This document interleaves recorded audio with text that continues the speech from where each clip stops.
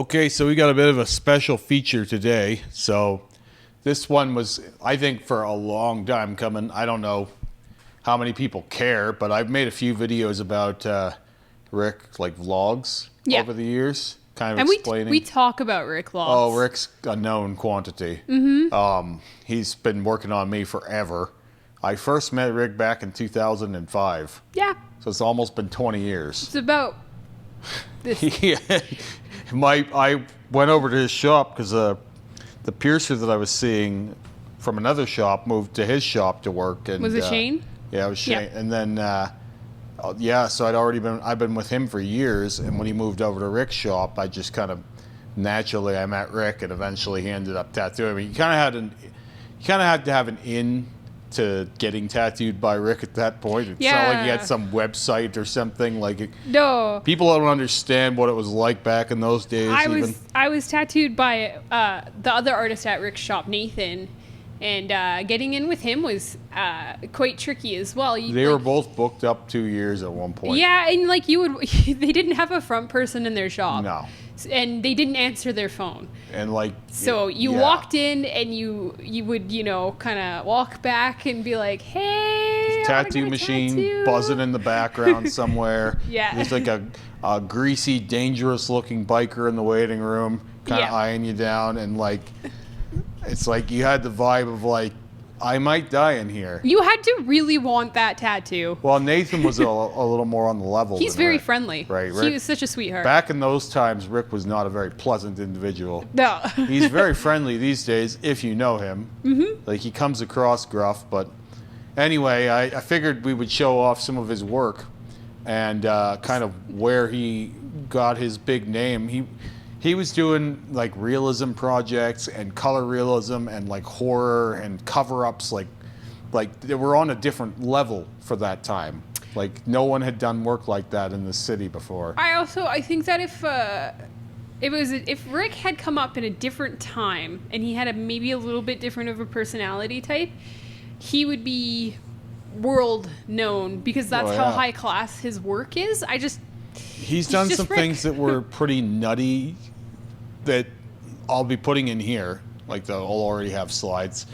But it's not necessarily I've never seen work like this before. At that time, it wasn't being done. Yes. Especially not anywhere local. He's a hidden gem. And then he has no ability to market himself at all. None. Right? But you wouldn't know he's here. Yeah, he was at the time the most expensive artist in the area, and he kind of still is. I think there might be one or two. But he's kind of lived off the reputation that he built in those days, and he came from a scratcher shop that still, almost to this day, they just closed down, I think. But they were literally never putting out good work. Mm-mm. There was nothing good happening in that shop. I think he told me he was better than his mentor in his first 2 days. Oh, geez. He watched the guy and did everything he didn't do. Yeah, right? but he's an artist, so. Yeah, and so he got started there in 1999 or 2000 or something. Mm-hmm. That's when he started working with that guy, and they were doing the sketchiest shit. But that's how it was back in those days. He told me that most of their needles and shit were being sterilized in a toaster oven. Oh my goodness! But I don't think they had the health inspector. Well, they had the same way. They had to build all their own machines and needles and shit back then, right? It was a different thing.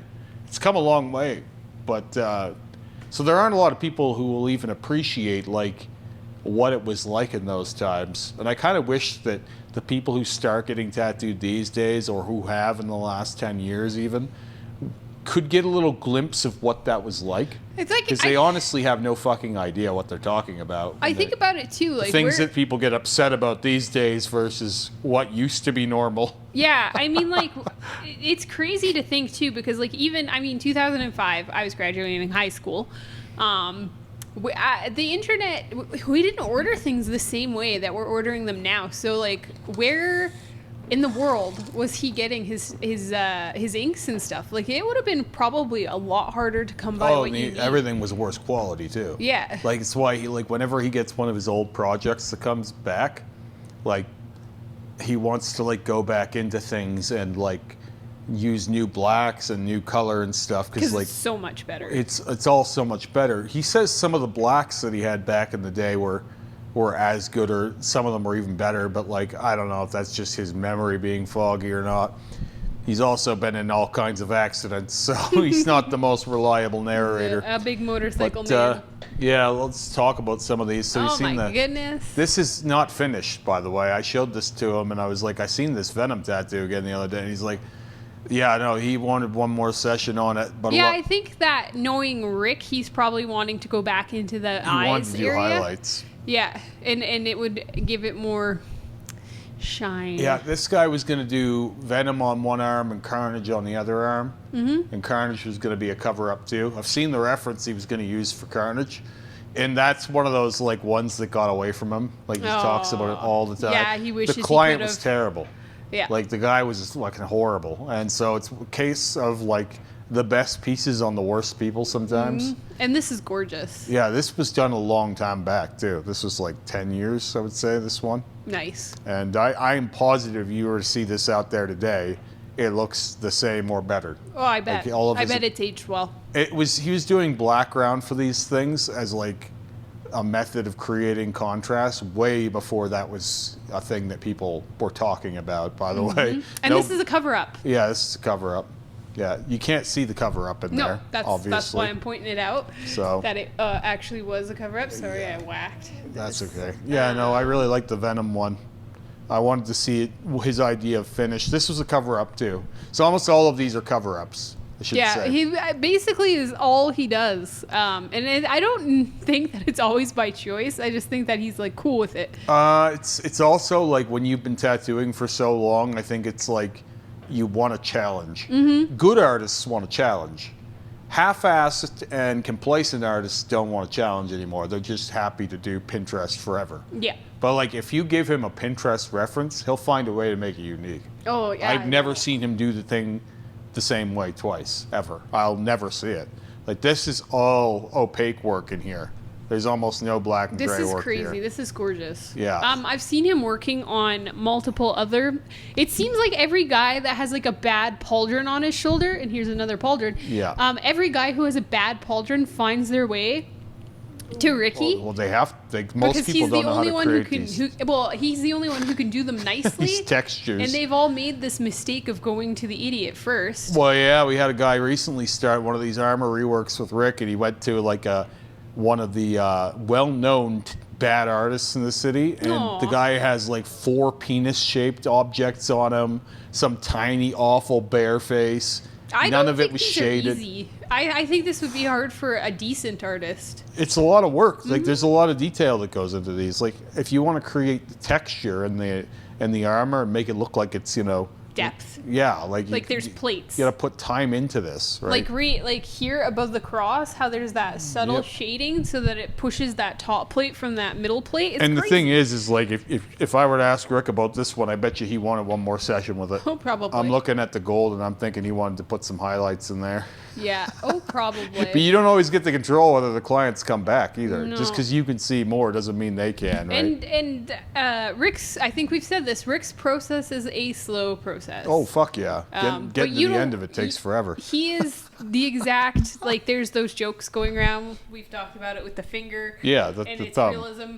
Realism artist. Like Rick is that. Yeah. But you get this. Yeah, you get these amazing dog portraits Like, from look him at too. this. He Whenever looks anybody, perfect. whenever anybody wants like a family portrait or like a dog portrait or something where the likeness has to be fairly exact, it's always Rick. And I tell people like, and it's not because I work at this shop, but in this city, there's really no one else I would trust with this. Well, especially like this isn't just good black and gray. Mm-hmm. Rick does good black and gray, but his color work is Yeah. unrivaled in Lethbridge. I think there's a few artists who are coming Yeah. close. Well, there's but this I don't gro- think they're quite The there. standard has come up a lot, right? Yes.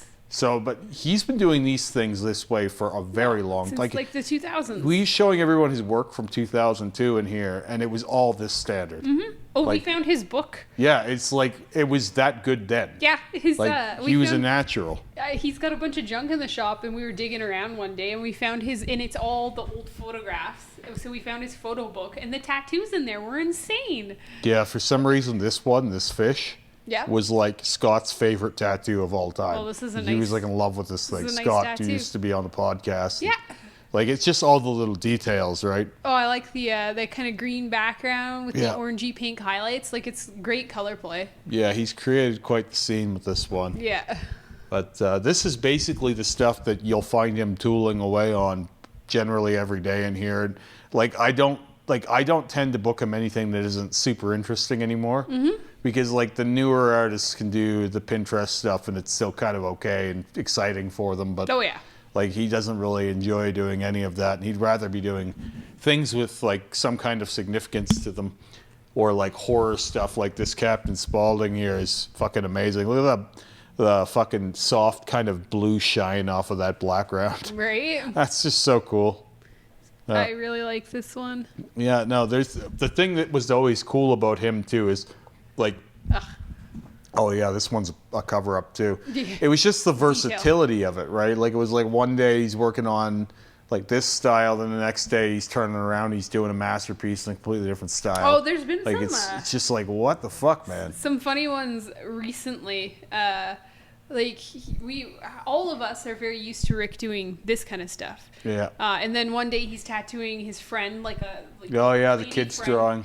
No, the kid's drawing was amazing too. Yeah. But there's that lady, and she's getting like a neo-trad. Oh yeah, Lady face? the Art Nouveau or whatever. Yeah, like a Art Nouveau neo-trad lady face, and all Yeah. of us are like, "Holy shit!" Yeah, I've he never just seen Rick busted do out, and it's anything like he's that. done it every day. Yeah, Right, like he's just putting on a clinic with it. yeah, Like, it's just like, oh, like you'd swear this artist does this every day. Like, he just knows how to do that. That's like that stupid like cowboy thing he's working on. Like, the guy had the all these sleeve. cowboy books, and Rick's like, oh yeah, I love that art. Like, he just knows all about all of these different art styles. The same thing. We had this, I wish I could find the picture. This giant Geiger sleeve came in a couple years ago that was halfway done.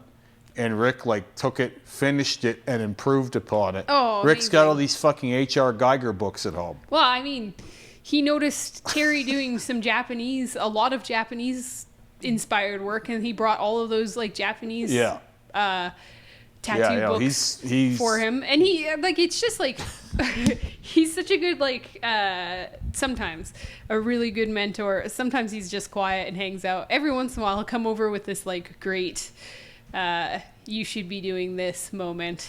Yeah, this wolf here was one of his favorite tattoos for some Oh, reason. the snow though. Like, this was like one of his favorite things he's ever Yeah. done. And to me, it's like, I do like this tattoo, but it's like, I like some of his other things more. I But like he the talks about this tattoo and the client who has it all the time, how she had the best skin ever, and everything he did just worked out. Aw. Right? Like, he always brings this fucking wolf up, and something about the texture of its fur or something. Like, he was just very happy with this tattoo. He's not happy with much that he does either. No, typical. He's very like stoic. He doesn't really talk about Aren't it. we all like that? But I mean, like, I can go on and on here with these, and it kind of never ends. This one's on me. Yes, this is the one that I'm always talking about. This Witch King is one of the only things on me that didn't get blacked Yeah, out. and I always say that you're not allowed to black it out. Yeah, this gauntlet was 6.5 hours. I of work. wish this was on me. This is absolutely gorgeous. I would love to have this Witch King. I would love to have a Witch King. I don't want to sit for 30 sessions. It's never been touched up, and it looks the same. It does. And the only thing we did was border all in around it with black so that it's incorporated into my legs. And we did the same thing with the other one on my other leg because they made a decent set. I had the Witch King on the other, or this side, and then The mouth. the mouth of Sauron on the other side by Lee. And like this was over 30 hours of work for this piece. Just so people understand, like, these were horrible sessions. They were long and painful and tedious. I think it was like 37 hours for this piece. And You see it in the detail. Someone will come in and be like, that shouldn't take that long. And they couldn't do this tattoo. no, like Right? Like, it's the little things. Like, there's such subtle gradation on the gauntlet, on the fingers. Like, each Even one his of those are fucking so mask. soft. And he built this flail custom because there were no references for it. Yeah, he couldn't find a good reference. Well, I right? wanted the flail, and I used to have Witch King on my arm that had the sword, and like, I wanted the flail then too, the Yeah. Morning Star, and there were no references, so that didn't happen. So Rick couldn't find a reference, so he just made his own one. Good. right? Like You did a he good made job. sure that the chain link flowed the way that it would, Mm-hmm. right? And yeah, I don't have a picture of that, the end of the flail, but it's as detailed as the hand is. Oh yeah. That was like 4 or 5 hours on its own as well, just because he got all of that in there exactly the way he wanted to. And also, look, we can see Remy's skin. Yeah, at that time he could.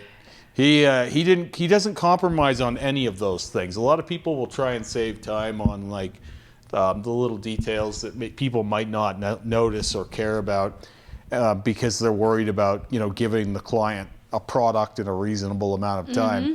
He's not that way. Like No. he's going to do the piece as good as he can do the piece. If it takes longer, if it takes a year or two, he doesn't give a fuck. No, He wants doesn't it to care be what it gorgeous. costs. It's like, I'm not saying that this is the best thing always. Sometimes I think less is more. I don't But always- Rick is uncompromising. I don't in think he's detail. rude about it, though. I've never he's heard not him rude at all. be rude to any of his customers. I No, just think that he's one of the nicest guys ever. you just need to know what you're getting into. He's with just, him. he's the guy that if you want it as good as you can get it, If you want the most beautiful tattoo, you you're don't going care to how own. long it's going to take. Yeah. Like if you want it to be beautiful at any cost, he is the guy to go to in this area. Mm-hmm. And there are people who are willing to do that with him. Mm-hmm. Right? Like there's a certain client type that they don't care how long it takes. I've seen it. I know how to scan for it now when I'm booking him. Oh yeah. Right? Like he has people he's working with that are cool to work with him for the rest of time. And they work at his pace. Yep. And they all just love to fucking come in and shoot the shit too. Yeah. But Yeah. these are people who like the culture of the thing too. Mm-hmm. Whereas a lot of clients these days, they just want to come in and buy a sleeve. Or And they're cool Well, with they're in a getting the hurry. generic one. So, and I can be that way myself sometimes. Sometimes I just want to get through it. that's why I But- always say like I love Rick's work. I don't think I have the patience. Not everything needs to be that amazing or that granular. I don't think I have the patience to, be in the long haul with an artist. I also think that sometimes less is more. Like I said, I think that Rick's black and gray is better than Lee's, like technically, but I like the style that Lee does a little more sometimes. Yeah. Because it reads better. I was saying this to one of the other artists the other day. We were talking about black and gray, and I like Lee's work because when you see Lee's work from across the room, you know what it is. Yeah. A There's no lot of guessing. It's a like, lot oh, of okay. black and gray might be like technically really nice with like all the little details, but there's like a high contrast and you know what it is, and Yeah. lots of it you don't know what it is. I mean, some of so- this you can too. Like Yeah. you'll see this devil from any distance. I mean, this is color though, but That's fucking amazing. This is one of my favorite ones. this is the Look at the shine on the horn. Red Bull curve. from The Last Unicorn. All the little shine on his face. The movie The Legend is They- what this is from.